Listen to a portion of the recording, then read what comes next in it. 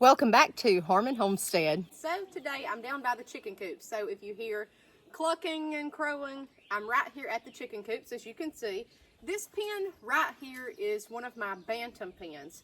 I have a frizzle Cochin bantam rooster and two Cochin hens. They're 6 inches tall. So I had the brilliant idea, I think it's going to be brilliant, we'll see, of putting plants here on the pen. Pens here no matter what. The bantam chickens cannot jump. They can, but they can't get up high. So I'm going to use this as a trellis. I'm killing 2 birds, 1 stone here. I'm going to use this as my support, and this is out of the way. It doesn't interfere with the yard. So this is how you can use a chicken coop for your plants, to use it as a trellis. So what I'm going to do is I've got grow bags here, and look, if I notice that the chickens can get through here, I've got a layer of chicken wire, and it's a dog kennel, so it's double layered, if you can see that. What I'm going to do is use these right here, but if I notice that there's something bad, I can move them if they're trying to get to them. No big deal. These are 5-gallon grow bags that I got on a Black Friday sale. I've got 6. If you're going to do this, just keep in mind, guys, leave the door open. Okay, don't put anything in front of the door. You could do pole beans easily do pole beans right here. Anything that trellises or that you want to trellis. You could do tomatoes. You could do tomatoes in these grow bags and stake them up this way, just like it was the cattle panel. Go back and watch our video on cattle panel tomatoes. But what I'm going to do is try to grow cucumbers here. I want to get cucumbers in the ground. Now in our main raised bed that's 20 by 30, I've got English peas everywhere on the cattle panels right now. When those are done, I'm going to flip it and plant regular feed store cucumbers. Okay, I want a massive amount this year. I want pickles, we're out. But I don't have time to wait really. I want to go on and get some of these started, at least for fresh eating. So I'm going to use this right here. I mean, the more I think about it, the tomatoes, it would be a great idea because they're so tall. They really couldn't do much damage because you're not going to have tomatoes low. You're going to have them more on up the plant. Here comes George right now, if you can see him. See how little he is? He's not, I don't think he's going to bother this that much. But if he does, then I can move it. Okay, that's the beauty. And look, if you can see on the side, the original poor man's raised bed back there in that block wall, guys, is beautiful, beautiful. I've got Indian corn sprouting this morning. So let me show you how to fill these for free, these grow bags. So these are fabric, and I have had leaves and a little bit of potting mix sitting in these all winter long to decompose. I've got some cardboard down in here, any kind of scrap, like compost. Now, what I just did to move some stuff around to put these bags down is I had a chicken water right here. Anytime you let something sit on the ground and it's moist up under it, especially a chicken water, guys, listen to me. When you pull it up, you're going to have earthworms galore. In fact, I see one right now. So I took my shovel here and let's get him up. Watch this. Put it in the bag, okay? That way they'll break down what's in there, and they're making worm castings in the container. It's fertilizing your plants. It's completely free. So I've got that in every one of these. Leaves, worms. I'm going to add some chicken manure, and I'm going to show you where I'm getting this chicken manure. Now I have got a wheelbarrow here. That was my handy dandy birthday gift. You know you're a homesteader when you ask for a wheelbarrow for your birthday, guys. I've got pine cones in here. I've got a ton of pine cones. This time of the year in Alabama, pine trees drop their pine cones everywhere and they put on new ones. I've got some good ones that are new, and then I've got some that have been run over by the car. This is what you really want. And they're already starting to decompose where they're just mashed into the gravel driveway. That's great. That's nothing but nutrients that's going to break down. Just don't go overboard with it. So I've got several here. I'm going to drop them in each bag. Now I showed you how low the bag was. We're going to fill it up. And then I've got my mulch. This is how I did the poor man's raised bed. If you had pieces of wood, twigs, you could throw it in there. All you're doing is building this up for free. Now on these, I'm probably going to top it off with a little bit of potting mix on the very top. And let that be it. All right, so, and I'm going to let y'all see this. See that? It's wet when it's mashed down, all that moisture. And so when it rains on the drive, it starts wanting to break down. It's damp And when you pick these up, a lot of times you'll see fungus on the bottom. I like that. That's what I like to use. I was trying to find one that had fungus. That's good. Got an old rotten limb here. Throw it in there. This is how you fill up this stuff for free. Now, let's talk about mulch. This, if y'all have missed it, is part of the poor man's raised bed. So in my drive, I've got a ditch all the way down. I have pine trees, tons of trees. Leaves fall in the fall, okay? And they break down over decades and over years, and it will form dirt, okay? That's how the earth is still here. We've got dirt. This is how the dirt doesn't all wash away. Leaves protect it, it breaks down, new leaves fall, breaks down, new leaves fall, breaks down, and over years and decades it builds up the soil level. That way it all doesn't wash away. So this is free dirt. So what I do is I scrape up the pine straw, and usually I use it, but I've already got something going in these bags, so I don't need a lot of it. Up under the pine straw, here's your mulch. It's pine straw with dirt. And I want you to see this, how it looks. This is what I'm using to plant in, okay? It's beautiful. This is free potting mix right here. So what I'm gonna do is take it and put it in my bags. Now, when you're scraping that up anywhere, you'll notice there's earthworms galore in that stuff. And that's good. That's real good. A lot of times I'll bring earthworms back with me. They love the environment, and I'm just putting them in a new home. So we're gonna fill these up. It really doesn't matter how you layer it. I just like to have the pine cones and the bigger stuff at the bottom.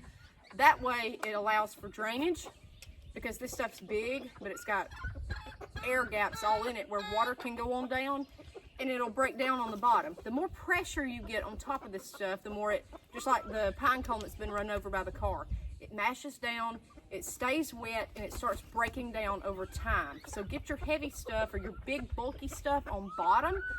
Pieces of wood, if you're going to do this is like hugelkultur, if I'm pronouncing that right. You put wood on the bottom, and then you put this stuff on top and let it break down over time. You wouldn't want your wood on top where it can't break down, okay? So anything damp, dark, it breaks down over time. That's what you want. So we're going to fill these up.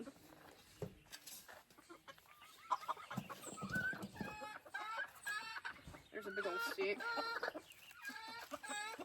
This is, again, is how I've done it in my poor man's raised bed.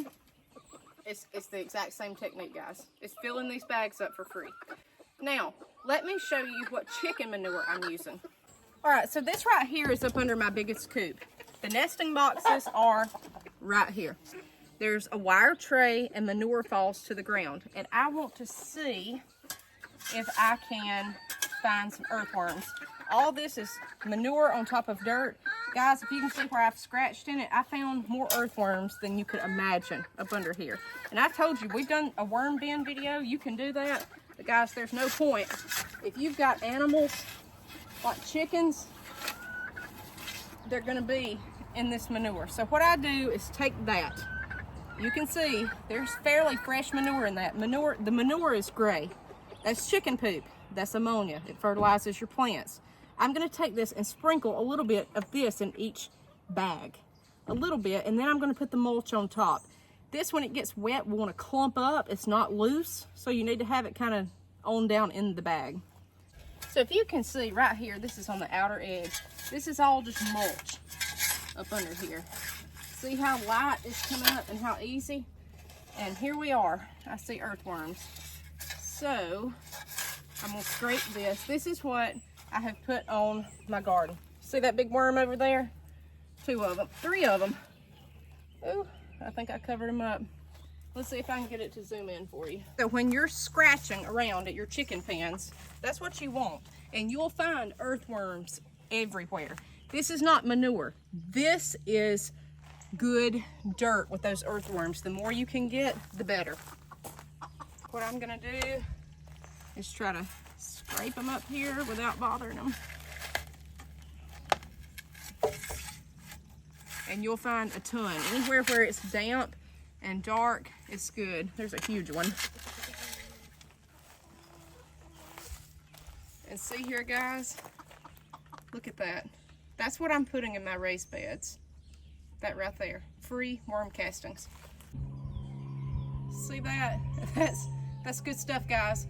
This is better than what you can buy at the store, I promise you. I promise you. Look at that. And see, that's not clay. You can see the clay mixed in, but there's pine straw all up under here. This is years of these chicken coops just sitting. So now what I'm gonna do is I've got these pretty much almost full. I'm gonna go back with the mulch again on top of that. I want it all to work together. So I'm gonna let you see, I just got everything filled up. Now, I said when I got these do not look like 5 gallons, but guys, once they're filled up, they look like 5 gallons to me. They're just short and flat. If you can see here, and I've got them pretty heavy and to the brim. I topped everything off with the mulch, and now I'm going to plant cucumbers in here to trellis up this chicken pen. Think outside the box. Anything you could do, anywhere. I've got these bantam chickens here. They're not going to tear it up, I don't think. And I'm using this as a trellis, so you don't have to go out and buy a trellis. This is just a cheap, free way to do it. I said I was going to top it off with potting mix. I think I'm going to let it be. I really do. I think I'm going to let this be. I've got so many worms in each bag, probably at least 20 worms per bag. The only thing I didn't do is go down in and put compost, like vegetable scraps, any more green. But I think I've got enough manure, it'll be okay for right now. The great thing is throughout the season, I could do this. Now, I keep adding to it. If the soil level goes down, you could add shredded paper, you could do the cardboard, you could do any sort of brown to recycle. You could put it in here, you could do dryer lint. You could do so many things, and this is actively composting. It'll break down. By the time we dump it out this fall or next spring, it'll be beautiful. It'll be beautiful. So I'm gonna plant cucumbers in here and we're gonna wrap this up. So I'm gonna show y'all the very first few. What I'm gonna do is make a little mound. Hey, George. And I may have to move these, I don't know.